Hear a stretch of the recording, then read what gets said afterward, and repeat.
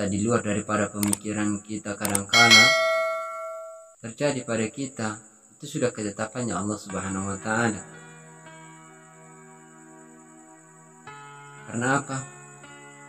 Semuanya sudah tertulis di Lauhul Mahfuz.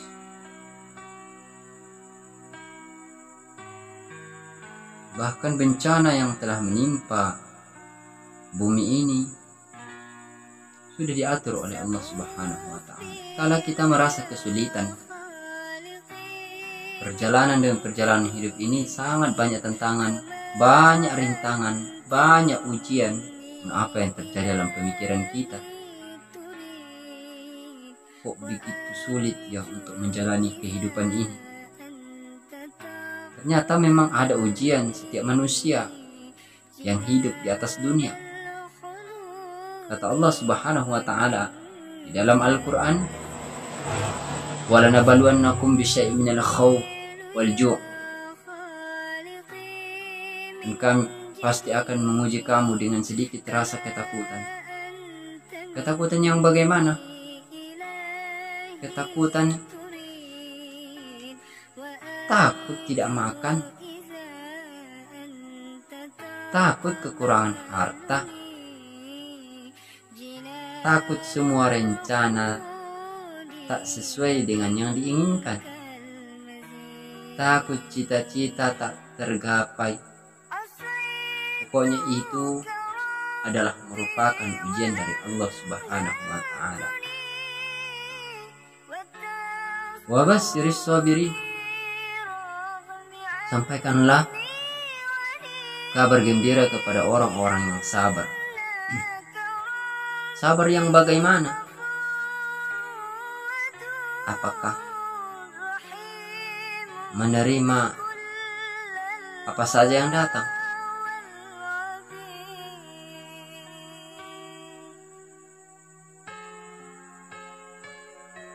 Wa alladzina idza asabatuhum musibah, yang apabila mereka kena timpa musibah, qalu inna lillahi wa inna ilaihi raji'un. Musibah banyak, bukan hanya dipanggil Allah Subhanahu wa Ta'ala saja, bukan seorang hamba yang sudah meninggal, namun semua banyak contoh musibah terjadi. Misalnya kepada kita satu musibah, yang musibahnya itu kadangkala kita terjatuh dari tangga, itu juga musibah.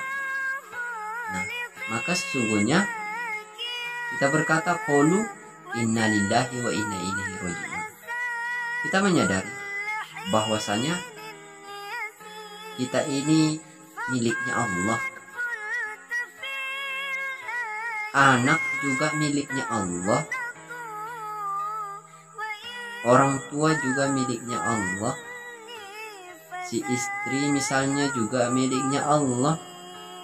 Bahkan harta benda yang ada pada kita miliknya Allah. Namun ketika pada saat posisi seperti ini, jika kita sudah mengetahui bahwasanya miliknya semua adalah kepunyaannya Allah Subhanahu wa Ta'ala, maka niscaya apapun yang terjadi, misalnya musibah, andai kata Allah Subhanahu wa Ta'ala memanggil seorang sang anak, maka tidak terlalu berlebihan untuk bersedihnya ataupun menangisnya. Ini kadangkala sampai teriak-teriak, sampai seakan-akan tidak bertuhan lagi. Maka itu merasa memiliki. Ya, ini yang terjadi. Ketika sudah merasa memiliki apapun itu, luar biasa sedihnya. Sangat luar biasa sedihnya. Namun kita kembalikan kepada Allah semua, bahwasanya kita ini adalah miliknya Allah. Apapun yang di atas dunia ini adalah miliknya Allah. Niscaya sewaktu-waktu akan Allah ambil, maka semuanya akan kembali kepada Allah Subhanahu wa Ta'ala. Pendengar yang dirahmati oleh Allah Subhanahu wa Ta'ala, Ulaika alaihim sholawatun min rabbihim wa rahmah. Mereka itulah orang-orang yang mendapat ampunan. Mereka itulah orang-orang yang mendapat rahmat dari Allah Subhanahu wa taala. Wa ulaika humul muhtadun. Mereka itulah orang-orang yang mendapat petunjuk. Nah, tinggal bagaimana yang mendapat petunjuk ini? Apakah cukup sabar semata saja? Ada yang tertimpa dari tangga maka sabar? Tidak. Kita harus tahu dulu bahwasanya setiap manusia pasti kembalinya kepada Allah Subhanahu wa taala, akan diambil oleh Allah Subhanahu wa taala, maka yang bernyawa pasti akan mati. Kullu nafsin za'iqatul maut. Setiap yang bernyawa pasti akan merasakan kematian. Bukan manusia saja, hewan pun merasakan kematian, tumbuhan pun merasakan kematian, tapi terlebih khusus adalah manusia. Seorang hamba akan merasakan yang namanya mati. Pendengar yang dirahmati oleh Allah Subhanahu wa taala, tiada yang abadi dalam kehidupan ini. Kullu man 'alaiha fan. Tiada yang abadi dalam kehidupan ini. Semuanya akan pergi menghadap ilahi Rabbi. Tiada yang kekal melainkan Allah Subhanahu wa taala.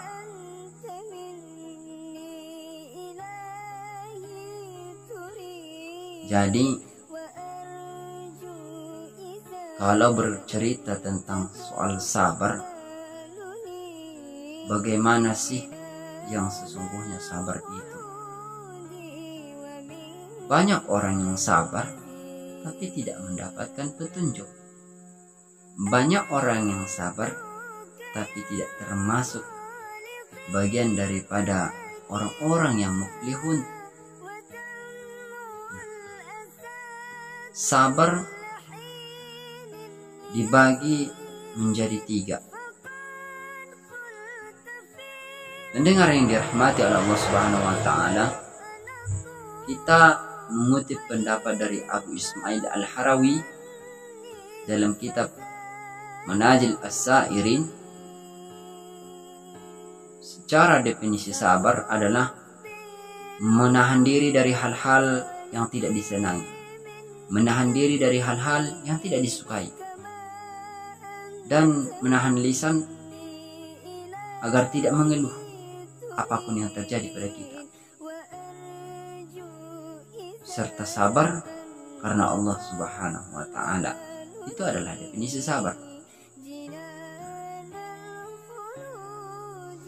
Dalam riwayat Imam Bukhari juga menjelaskan mengenai sabar. Barang yang siapa yang menjaga diri, maka Allah akan menjaganya. Barang siapa yang merasa cukup, maka Allah akan mencukupkannya.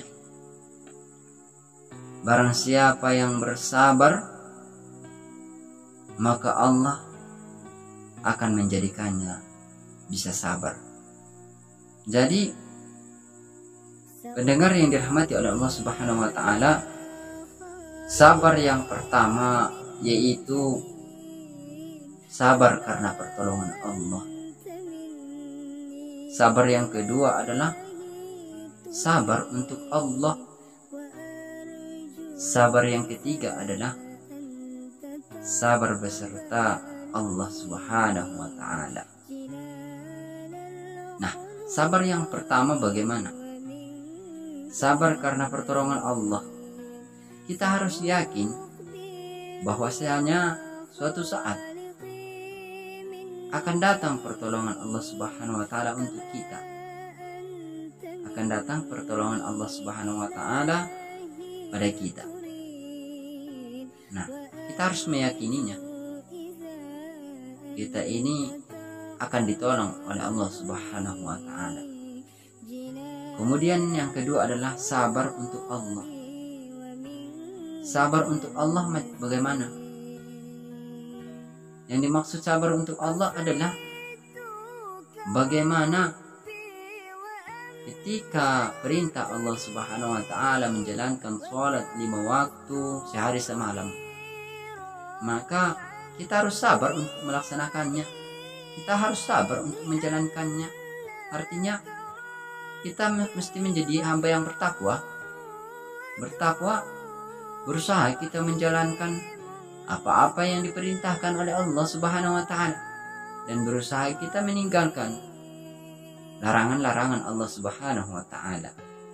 Itulah sabar untuk Allah. Kemudian daripada itu yang ketiga adalah sabar beserta Allah Subhanahu wa taala. Bagaimana kita bersabar beserta Allah Subhanahu wa taala?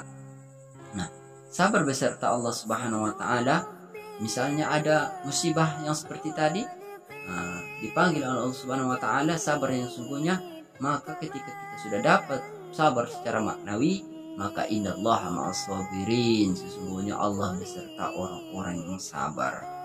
Pendengar yang dirahmati oleh Allah Subhanahu wa taala,